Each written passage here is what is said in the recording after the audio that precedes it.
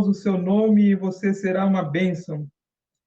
Abençoarei os que o abençoarem, amaldiçoarei os que amaldiçoarem, e por meio de você todos os povos da terra serão abençoados. Pai, nessa noite, nós queremos te agradecer pelo privilégio, Senhor, de mais uma vez poder compartilhar da tua palavra, Senhor. Que o Senhor, através dessa palavra, possa trazer mudanças nos nossos corações, trazer mudança em nossas mentes, Pai. Que o teu Espírito Santo possa,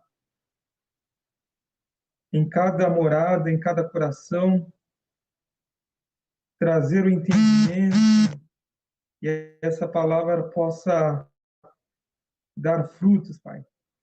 É o que nós te pedimos e te agradecemos, no nome de Jesus. Amém. Amém. Uma palavra conhecida pelos irmãos. Nós, no estudo bíblico, na sexta-feira, tivemos o privilégio de estudar esse texto, e esse texto ele cabe bem para esse momento de pandemia a nível mundial, momento de isolamento, um momento de vulnerabilidade das nossas vidas, um momento também de mudança. Eu falei outra vez que o mundo que existia antes da pandemia não mais será. Quando tudo isso passar, não significa que nós voltaremos ao normal do jeito que era. Nós entraremos numa outra época, num outro mundo, um mundo totalmente diferente. E tempo de mudança é tempo de andar cegas. Tempo de mudança é tempo de nós estarmos em terreno movediço, de nós estarmos na vulnerabilidade. E esse tempo é um tempo que a fé tem que ser exercida. E falando de fé, o que é fé na sabedoria popular? Na sabedoria popular é uma crença, é acreditar muito que alguma coisa aconteça, especialmente alguma coisa que a gente quer que aconteça. A gente tem desejo, a gente tem vontade e a gente quer que aconteça. Mas isso é fé popular. Nós confundimos a fé por acreditar que Deus tudo pode fazer, e Ele realmente tudo pode fazer. Mas o nosso entendimento é que se Deus tudo pode fazer, Ele vai fazer aquilo que eu quero. E interpretamos a fé como uma capacidade de extrair de Deus algo que queremos. Desejo muito alguma coisa, desejo muito uma situação, então eu vou exercer minha fé e eu vou conseguir extrair de Deus isso que eu quero. E o entendimento que eu consigo ter é como se Deus estivesse com as suas mãos fechadas, com seus braços retraídos, não querendo abençoar. E eu, como um ato de fé, nós pensamos assim, eu vou agir com um ato de fé e eu vou conseguir arrancar as bênçãos de Deus. Esse é o entendimento da fé popular. Eu vou exercer a minha fé e um Deus que está com as suas braços, a sua mão fechada, com a minha fé exercida, eu consigo arrancar as bênçãos de Deus. Mas o que é realmente fé? Fé é acreditar em Deus e não no que Ele vai fazer, e sim na pessoa de Deus. Fé é acreditar que Ele pode fazer, e nós sabemos que Ele pode fazer. Fé é acreditar no caráter de Deus. Fé, como diz lá em Hebreus, capítulo 11, versículos 6, fé é acreditar na bondade de Deus. Porque lá em Hebreus está escrito assim, ora, sem fé é impossível agradar a Deus, porque é necessário que aquele que se aproxima de Deus creia que ele existe e recompensa aqueles que o buscam. Então, fé é acreditar na bondade de Deus, mas isso não significa que ele vai nos dar tudo aquilo que nós gostaríamos que ele desse. E se você tem fé mesmo, né, nós imaginamos que nós vamos convencer a Deus dar aquilo que nós necessitamos. Mas fé é acreditar na bondade de Deus, fé é acreditar que Deus está no controle, fé é descansar em Deus. Fé é entender que a vontade de Deus é que deve ser feita e a dele e não a minha. Seja qual for a vontade dele. Vindo dele, nós sabemos pela palavra dele que ela é boa, que ela é agradável, que ela é perfeita. E nós sabemos isso porque nós oramos na oração do Pai Nosso, dizemos que Pai Nosso que estás no céu, santificado seja o seu nome, venha o teu reino, seja feito qual vontade. Não é a minha vontade, não é a sua vontade, mas seja feita a vontade dele. Mas a grande verdade é que muitas das vezes nós queremos que a nossa vontade seja a que prevaleça. Fé é acreditar que o necessário não vai faltar. Fé é depender da provisão de Deus, como os passarinhos lá de Mateus capítulo 6, versículo 25, acreditam. Então, em Gênesis 2 versículo 1, Deus chama Abraão, Deus manda Abraão, um homem provavelmente rico, está na sua zona de conforto, provavelmente acomodado, Deus manda Abraão sair da sua terra para um lugar que ele mostraria mais lá no futuro, lá na frente. No momento do chamado, a Bíblia não dá nenhuma informação do local onde Abraão ia. Em Hebreus, nós lemos lá no capítulo 11, versículo 8, que pela fé, Abraão, sendo chamado, obedeceu, indo para um lugar que havia de receber por herança. E essa segunda parte de Hebreus, que é muito interessante nós entendermos, que ele saiu sem saber para onde ia. Isso é um ato de fé, ele saiu às escuras. Ele saiu sem saber para onde ia. Por isso que Abraão é conhecido como um homem de fé. Por isso que Abraão é conhecido como o pai da fé. Então, só pode dizer que quem vive pela fé é quem está aos nossos olhos, não aos olhos de Deus, mas aos nossos olhos, vulnerável, está no escuro. Abraão tinha o controle do lugar onde habitava, Abraão tinha riqueza, Abraão tinha empregados, Abraão tinha o conforto e se viu diante de um chamado para uma terra desconhecida. Ele saiu da estabilidade para a desestabilidade. E a pergunta que eu sempre, quando leio esse texto, é: Deus não podia fazer de Abraão um grande homem, uma bênção, lá na terra onde ele estava? Não podia ser lá mesmo, em Ur dos Caldeus? Tinha que ser numa terra desconhecida?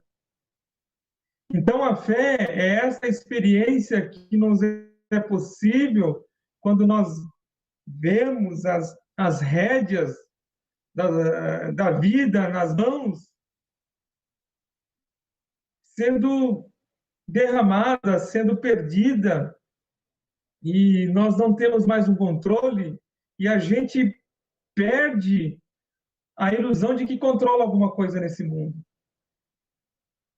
Quando nós temos essa percepção de que não temos mais o controle, de que a ilusão de que eu posso tudo, de que tudo está ao meu alcance, de que todas as coisas estão dentro das minhas possibilidades, quando a gente perde essa ilusão, essa falsa sensação de controle, nós estamos exercendo a fé. Diz um sábio que o que move o mundo não são as perguntas, aliás, o que move o mundo não são as respostas, são as perguntas. Então, a gente vive mais de perguntas do que de respostas. E a viagem da fé é uma viagem sem mapa, é uma viagem sem roteiro, é uma viagem sem o Waze, né? Alguns aplicativos aí no celular para que te levem em qualquer lugar aqui no mundo. A viagem da fé é uma viagem sem o Google, né? O Google Maps, que é um aplicativo para localização. Então, quem vive na fé vive mais de perguntas do que de respostas. O que move o crente é essa fé. Aí você pode dizer, então, eu não tenho essa fé. E eu lhe respondo, se é para te tranquilizar, bem-vindo ao clube do sem fé. Essa fé que eu estou falando, essa fé de simplesmente abandonar o conforto, abandonar tudo que está no controle e se lançar na mão do outro, no caso de Abraão, se lançou na mão de Deus, isso é coisa para poucos. Poucos são as pessoas que têm fé a ponto de abandonar a sua vida nas mãos de Deus. A maioria de nós busca socorro em Deus. E buscar socorro em Deus não é essa fé que eu estou falando. A fé que eu estou falando é a minoria que consegue descansar em Deus. Dar o controle da sua vida nas mãos de Deus e descansar. A maioria das vezes, quando nós dizemos agora é só Deus, nós falamos num momento de angústia, num momento de desespero. Mas a fé que é exercida na tranquilidade é a fé verdadeira. Agora, andar pela fé é uma experiência extraordinária, especialmente em tempos de mudança como o tempo que nós estamos vivendo. Porque é um tempo que é de vulnerabilidade, é um tempo que praticamente estamos às cegas, é um tempo que assusta, é um tempo de interrogações. E por que tempo de mudança é tempo de fé? Porque nesse tempo, que é um tempo de vulnerabilidade, um tempo de mudança, é um tempo que nós temos que confiar em Deus mesmo, temos que confiar em Deus de verdade, porque nós estamos às cegas. A fé não é pedir para que Deus faça aquilo que eu quero que aconteça, porque se a fé for isso, que Deus faça aquilo que eu quero que aconteça, é que isso que eu quero que aconteça é algo que eu estou enxergando. E se eu estou enxergando, eu não posso dizer que é fé. Fé é eu colocar uma venda nos olhos e acreditar que quem está me conduzindo, quem está me levando em segurança. Se eu sei o próximo passo, se eu sei a próxima cena, eu tenho o controle da situação, talvez eu não esteja vivendo a fé, porque eu estou tendo controle da situação. Então, viver pela fé é ter o controle remoto, estou colocando assim um objeto que nós conhecemos, o controle remoto da nossa vida, e colocar esse controle remoto na mão do outro. No outro, quando eu coloco na mão de Deus. E as próximas cenas, ou os próximos canais, ou a sequência da nossa vida, é Ele que vai conduzir. Mas ninguém gosta de ter o controle de sua vida na mão do outro. Eu já contei em outra oportunidade a história de isso não é verdadeira, mas um exemplo, de uma pessoa que solicitou um táxi. Hoje com o Uber já não dá para fazer isso, mas o táxi, você entra e de cara, você avisa para o taxista para onde você vai. Mas experimenta entrar no táxi e dizer para o taxista, olha, pode pegar essa avenida aqui e seguir em frente. O taxista ele vai seguir em frente, tranquilo, tal. E aí você falou, a próxima você vira à direita. E continua. Quando chegar no banco X, você pode entrar à esquerda. Vai ter uma hora que o taxista vai se irritar e vai questionar com você. Você pode me dizer para onde é que você vai? Por quê? Por que o taxista age assim? Por que, que a gente também age assim? Porque a gente quer ter o controle nas nossas mãos. A gente não quer ter o controle da nossa vida na mão do outro. O taxista não quer que o controle, a condução do carro dele fica refém do passageiro. Nós gostamos de controle, nós gostamos de controlar os nossos passos, controlar as nossas finanças, controlar os nossos tempos. E viver a fé é entregar o controle das nossas vidas na mão de Deus e descansar. No livro Quarta Dimensão, do Paul Yong-Chu, diz que a fé é visualizar o que você quer e transformar numa realidade dentro de você, para que Deus consiga aquilo para você. Eu não sei que nome que dá isso, mas na fé você está cega. Porque quando você entrega a sua vida nas mãos de Deus, significa que a sua vida está nas mãos de Deus, não está mais na sua. Se você está enxergando o que você quer e como você quer, do jeito que tem que ser, é o desejo do seu coração, não é o desejo de Deus. Às vezes o seu desejo coincide com o de Deus, mas às vezes não.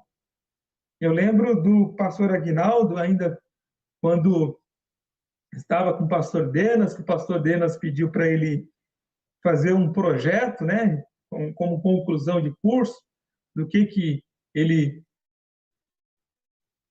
queria, sonharia, e isso ficou muito forte no meu coração quando o pastor Denas pegou aquele projeto que estava escrito no papel, provavelmente o pastor gastou muito tempo para o que estava escrito lá, e o pastor Denas simplesmente pegou aquele papel e rasgou e jogou no lixo. O que ele estava querendo dizer? Esse aqui é seu projeto, mas o projeto de Deus é outro. Então, ter fé não é ter controle da situação. Ter fé é viver a vulnerabilidade, é saber que o controle da sua vida está nas mãos de Deus. E esse tempo de mudança, esse tempo de pandemia, esse tempo estranho, é um tempo de fé. E fé não tem nada a ver com aquilo que eu quero que aconteça. Mas a fé, ela tem a ver com aquilo que Deus quer que aconteça. Eu preciso me tranquilizar a respeito disso. A fé tem a ver com aquilo que Deus tem para a sua vida, Deus tem para a minha vida. A fé tem a ver com aquilo que Ele deseja para a sua vida, para a minha vida, para a vida da sua família, para a sua casa. Nós temos que entender que quando exercemos a fé, nós saímos do centro e Deus é quem vira o centro. A experiência de fé é dizer, Senhor, eu não enxergo amanhã, eu não sei o que fazer com essa situação, não sei o que fazer com isso, eu não sei qual é a melhor situação para essa realidade que estamos vivendo. A experiência de fé é, Senhor, eu entrego nas suas mãos porque eu confio em Ti. Entrego e descanso. Então, a experiência de fé, ela é precedida dessa admissão da incapacidade, de fracasso e de impotência, porque o oposto disso é controle. Nós precisamos saber que Deus é o grande promotor de mudanças. Ele diz a Abraão, Abraão, essa terra é boa? E Abraão responde, é uma excelente terra. Abraão tinha todo o sossego, tinha toda a tranquilidade, tinha servos, tinha riqueza.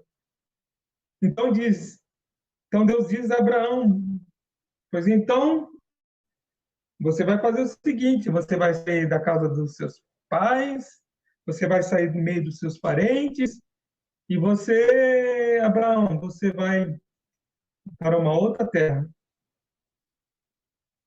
Agora eu fico imaginando se esse projeto de Deus que ele tem com Abraão de torná-lo pai de uma grande nação fosse um projeto que tivesse partido de Abraão. Talvez ele seria zombado, talvez ele seria, de certa forma, xingado, chamado ele de louco, porque partiu dele. Abraão seria, né, ter essa loucura e falar, eu seria um pai de uma grande nação. Abraão seria um megalomaníaco se dissesse, por exemplo, por minha causa todas as nações da terra serão abençoadas. Quem ia acreditar num maluco desse? Mas esse projeto nasceu de Deus, porque Deus é o promotor da mudança. Deus ele promove as alterações para os grandes projetos.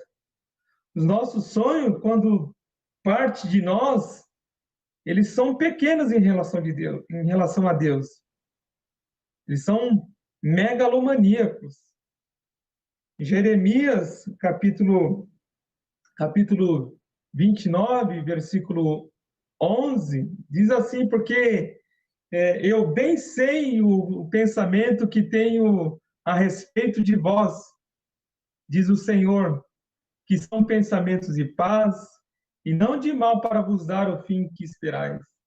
Os pensamentos de Deus são pensamentos muito elevados aos nossos. Por mais que nós pensamos, por mais que nós elaboramos, o nosso pensamento é nada em relação aos pensamentos de Deus. E por que tempo de mudança é tempo de fé? Porque no tempo de mudança, abrimos mão e andamos na cega. Porque quando a gente ainda muda, impulsionados por Deus, a gente crê que Deus ele está mudando para o melhor. Quando a gente tem essa percepção de que é Deus que está mudando, nós temos a convicção de que Deus está levando-nos para algo melhor.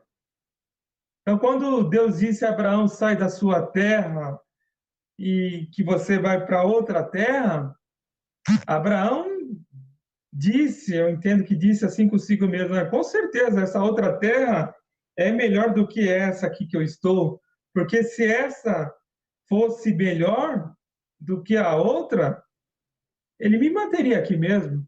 Então Abraão, ele simplesmente, ele convicto, com fé, ele descansou, porque ele sabia que Deus estava levando ele para algo melhor. Senão, seria lá em Ur dos Caldeus que ele seria abençoado. Então, Abraão sabe que é Deus que está promovendo, é Deus que está patrocinando essa mudança. E quando Deus está promovendo essa mudança, quando é Deus que está patrocinando a mudança, a gente tem que ir, porque só temos a ganhar. Mesmo que aos nossos olhos parece que estamos perdendo. Por que tempo de mudança é tempo de fé? Deus diz a Abraão, Abraão, vamos embora dessa terra boa. E Abraão, com certeza, agora, estou pronto para ir. E Abraão diz, para onde que nós vamos? E aí Deus diz, vem que eu te mostro. E essa atitude de Abraão, de não perguntar, não questionar, entende esse ato de Abraão ir quando Deus o chamou, que a fé, ela é entender que Deus é suficiente. Fé é ter Deus como suficiente. Fé é ter atenção e desfrutar da companhia de Deus.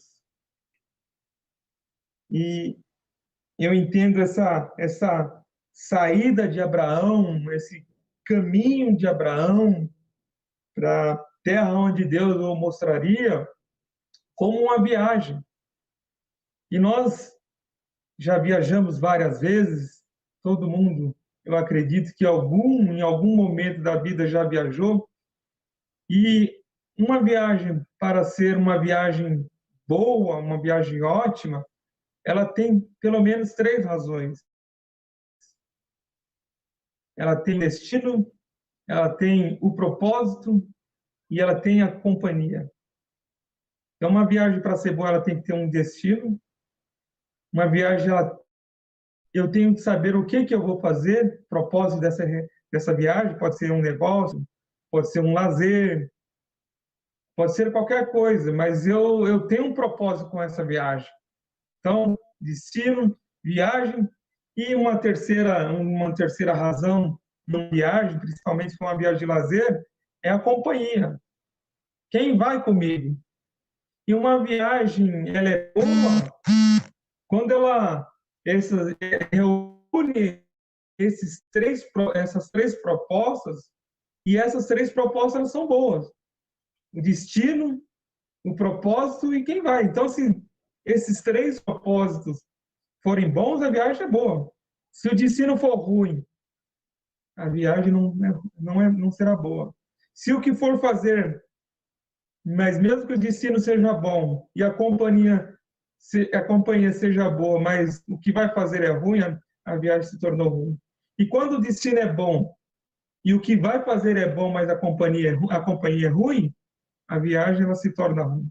Então, para uma viagem ser boa, ela tem que ter essas 3 propostas alinhadas. Elas têm que ser boas, elas têm que ser ótimas. Então, Abraão não sabe para onde vai. E também ele não sabe o que vai fazer lá. Mas uma coisa Abraão sabe, é o que Deus irá fazer lá. Ele tem essa convicção. Se ele não sabe para onde vai, se ele não tem um mapa, se ele não tem um roteiro, ele vai ter que ficar perguntando para Deus toda hora, assim como o taxista perguntava para o passageiro. Então, ele não tinha esse mapa. Agora, olha o outro lado da moeda, Deus diz, Abraão, vamos. E Abraão, dizendo a Deus, sim, o Senhor vai, né, fazendo uma outra encenação. E aí Deus responde, claro que vou. E aí Abraão, então para mim tudo bem. Por que Abraão diria que tudo bem? Porque qualquer lugar que o Senhor for, eu vou.